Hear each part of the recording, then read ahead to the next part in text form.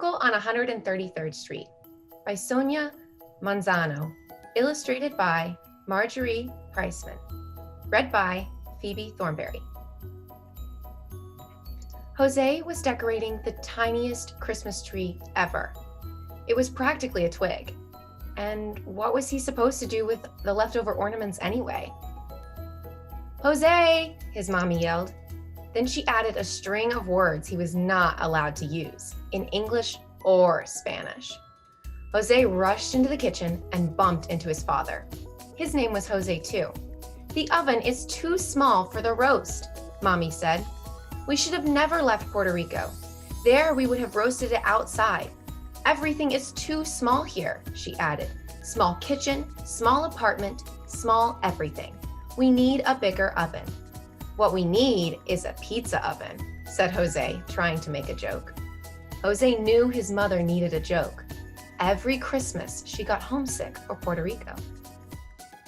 "That's not a bad idea," said Poppy. They put the roast in the biggest box they could find and started out for Regular Ray's Pizzeria. As soon as they closed their apartment door, Mrs. Whitman in 4B stuck her nose out of hers. "What's all this racket?" she demanded. "We're going to get our Christmas," Jose started to explain. "Christmas, Christmas, Christmas. That's all I hear all day. My kids are driving me crazy. I can't wait until these holidays are over and they're back in school." And she slammed her door. As soon as that door had closed, and Jose and Poppy had walked down to the third floor, old Mr. and Mrs. Santiago in 3C opened their door. "Is something wrong?" Mr. Santiago sighed. "No," said Poppy. "We're just going to the pizzeria to get this roasted for our celebrations." "We have celebrations," Mr. Santiago said. "When the children visit, but they haven't come this year," Mrs. Santiago finished saying for him. And with that, they closed the door softly. That's how it was in the building on 133rd Street, except for Mr. Franklin, who only peeped out of his peephole. "It's only us, Mr. Franklin," said Poppy. "Oh," whispered Mr. Franklin from the other side of the door. "I thought someone's television was being stolen." No, no. This is our roast. We're going to the pizzeria to..." "Are you nuts? Going out on the day before Christmas? That's when all the muggers are out. And it's snowing. You'll break your leg running away from them," Mr. Franklin exclaimed. Then they came upon the Wazinskis, who lived in 2B. "Oh dear, won't roasting that cost a lot of money?" said Mrs. Wazinski, when they told her what they were going to do. "That's what I hate about the holidays," added Mr. Wazinski. "All the money you have to spend. Who has money to spend on a roast?" Before Jose or his father could answer, the De Palma twins ran past Mr. De Palma, chasing them. "Wait! You need your boots!" he yelled, then paused long enough to remark, "Money is tight for me too. My taxi's been in the shop for weeks. It's awful." "I'll tell you what's awful," said Miss Simon from downstairs. "Shopping! I couldn't come up with anything for my nephews. I have 7 of them. What am I gonna do?" "Don't buy anything," Mr. Wazinski said. "There's too much buying on the holidays. And the packages, they hold up the mail." The roast began to feel heavier and heavier. Outside, Jose's best friend Yvonne was helping her brother Petey take out the garbage. "Merry Christmas," said Jose. "It snowed just like you hoped." But before Yvonne could say hello back, Petey barked, "Hurry up, Yvonne. We still have to shovel the walk. We'll be here all night." A snowball whizzed right by her head. "Hey!" Jose called to the De Palma twins. "It's okay, Jose," Yvonne said. "I love the snow." And off Jose and Poppy went, past the Happy Full Tummy food store, where Mr. Happy was making sure the price tags on his Christmas trees hadn't blown off, and over the Bronx River to Regular Ray's Pizzeria. A bell chimed as they walked into the pizzeria, which was empty except for Mr. Ray. "Nobody eats here on Christmas Eve. They just take their pies and go home," he said. While Pappy talked to Mr. Ray about using his oven, Jose went to look at the Christmas tree in the corner. "He'll do it," Pappy called out to Jose. "It should be ready in 3 hours." Jose slid under the tree and waited and waited and waited. The next thing he heard was his father calling to him. "Jose, wake up! The roast is done." And that's when it hit him. A scent, a most glorious scent. A scent so garlicky and olive oily and delicious it made you want to eat, even if you weren't hungry. A bouquet that made you feel excited, except you didn't know why. A smell that made you feel something wonderful could happen, but you didn't know what. The aroma seemed to lift Jose to his feet and wrap itself all around all of them like a scarf. There was nothing left to do but hug. Have a wonderful dinner. Feliz Navidad, said Mr. Ray.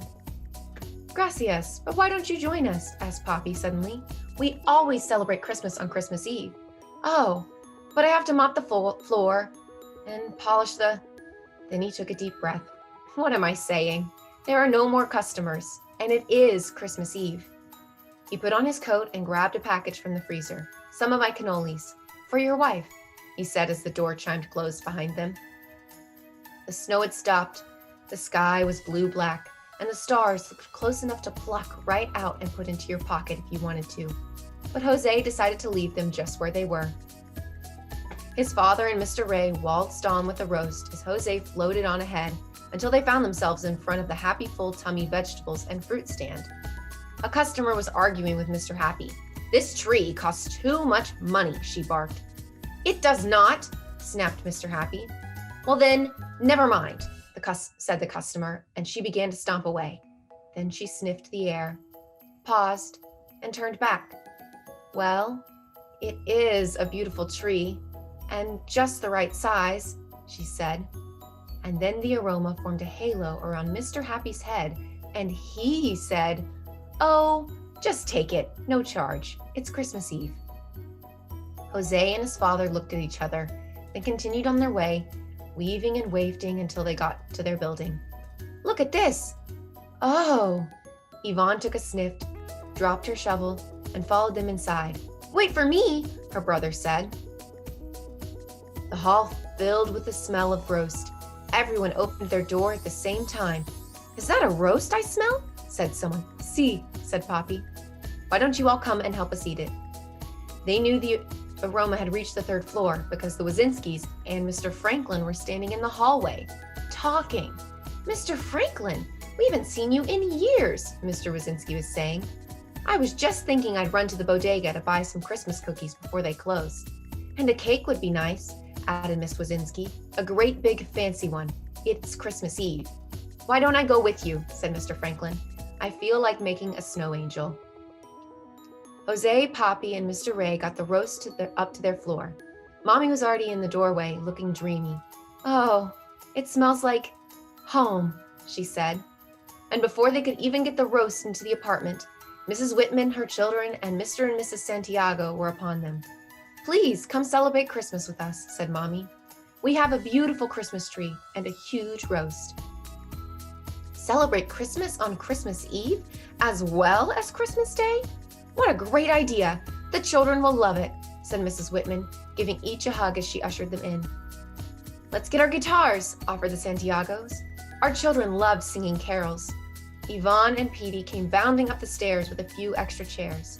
I thought these might come in handy, Petey said, smiling.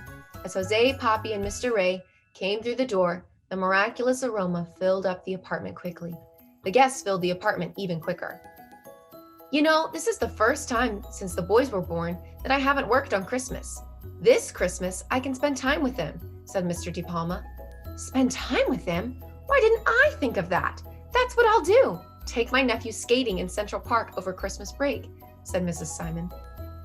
Mommy looked at all the people in the apartment and said to her two Jose's, Thank goodness this apartment is big enough to hold all our friends.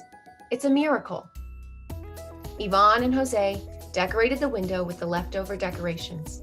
The tree was perfect, and the roast tasted pretty good too. The end.